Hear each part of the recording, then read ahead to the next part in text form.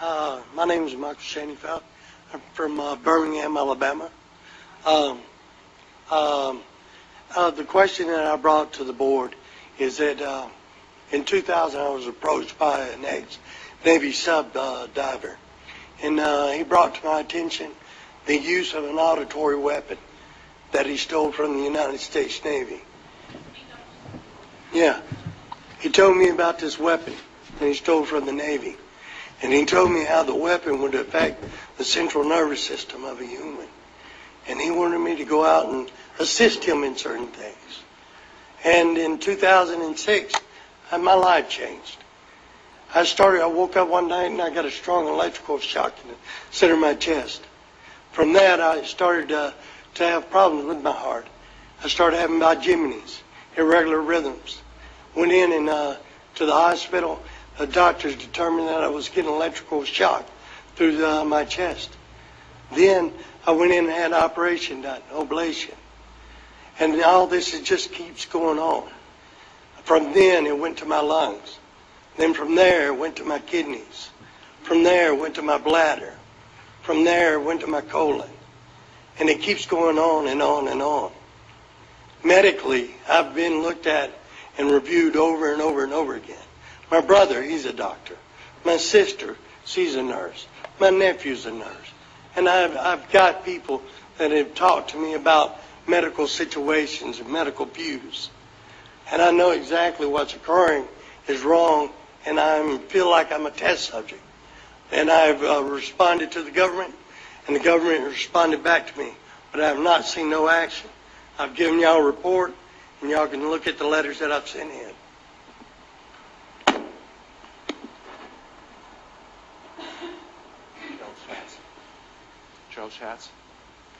Gerald Schatz.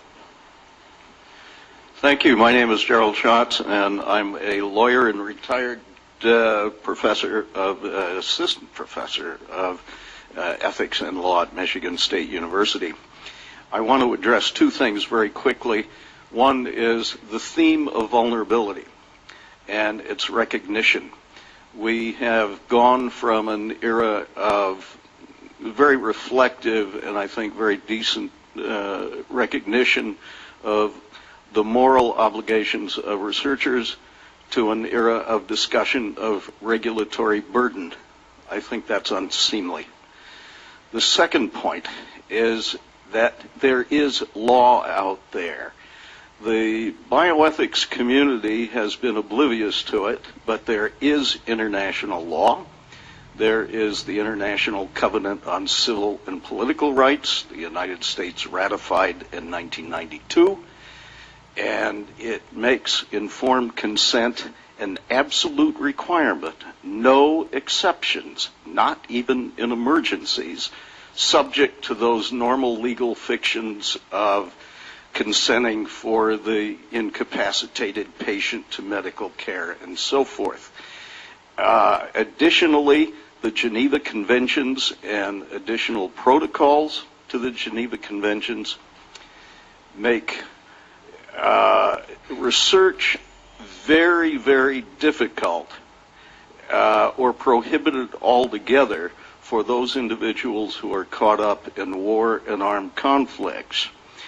Michigan State University faculty responded to the OHARP request for comment in 2005 on equivalent protections. I will be pleased to provide that comment and those citations and some additional materials to the Commission. Thank you. Thank you. Sina Ryan.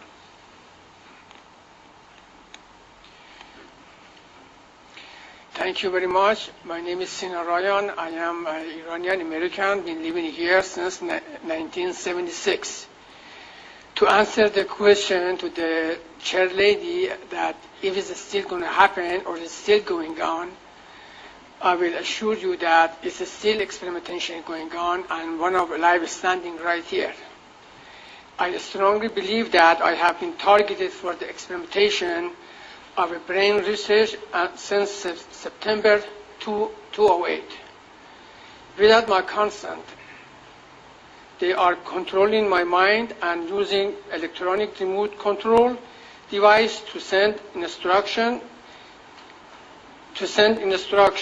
In the past 2.5 years, I have been subjected to constant electric shock, a sleep disturbance, a sleep deprivation, short but severe localized pain into various parts of my body, telephone and bell rings in my ears, heat waves through my body, horrifying dreams, creating sudden fear and worries in my mind.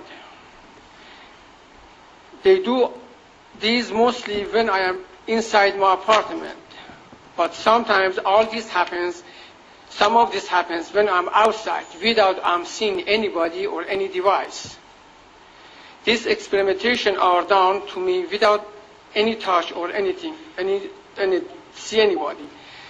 This inhuman and painful method of torture include reading my thoughts and memories. Through this, they have been able to control me and subject me to severe pain that I have been suffering for the past 29 months. My health has deteriorated during this time, and I have no medical insurance to seek medical help. My life is in danger, and I need your help from the government. I am only asking them to stop this painful torture and leave me alone so I can go back to my life. Thank you. Thank you. Dr. John Hall. My name is Dr. John Hall. I'm a medical doctor from Texas. As I understand experimentation, in reviewing the common rule, it's very obvious that there's a lot of loopholes to informed consent. All of the horrific experiments you've mentioned, Willowbrook, MK Ultra, radiation experiments, mostly were done without informed consent. They were funded by the DoD and intelligence agencies, where I'm not even so sure you would know if there's an IRB, much less if an IRB is looking at informed consent. As a physician, relative to some of what you're hearing today, in the community, we are seeing an alarming rate of complaints of use of electromagnetic weapons. Microwave auditory effects, silent sound spectrum, EEG cloning, which has taken the lab out of the laboratory and into the home. Most of these, from the research that we reviewed, can be done remotely. It seems to be more weapons research than medical research. I personally corresponded with upwards of 1,500 victims, all complaining of identical complaints from every state in the nation of being exposed to electromagnetic radiation, non-ionizing radiation for the use of cognitive control or behavior control. I've submitted a paper to you, and there's another paper submitted to each member from another physician in Kansas City, alluding to the same thing. Thank you. Mrs. Hall.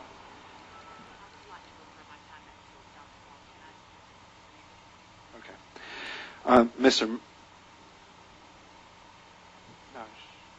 it's okay. Mr. Millicent Black.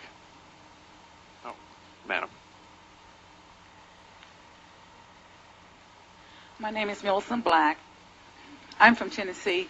Possibly a transgenerational person whose family members have been used for at least 3 generations, and I'm the second one. My dad possibly was the first one who was admitted to a Nashville hospital with a pineal gland tumor, left there with a plate in the back of his head, not the front of his head where his pineal gland would have been. At his death, before his death, I sought legal counsel for some horrendous treatment he had received at a nursing home that was also partnering with that hospital in Nashville, only to find out that a judge told the attorneys to drop that case. I am a part of the group that's here today representing those who are receiving the electromagnetic torture, and even my daughter at 5 months old was referred to that same Nashville hospital after having been refused